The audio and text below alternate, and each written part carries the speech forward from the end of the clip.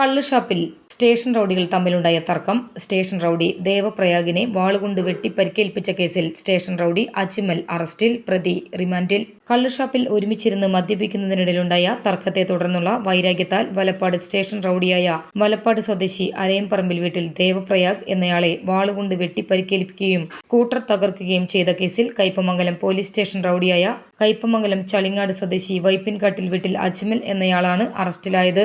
നടപടിക്രമങ്ങൾക്ക് ശേഷം പ്രതിയെ കോടതിയിൽ ഹാജരാക്കും. 2026 ജൂലൈ 3-ാം തീയതി വൈകിട്ട് 6:30 എടത്തിരുത്തി കനാൽ കള്ളുഷാപ്പിലായിരുന്നു സംഭവം.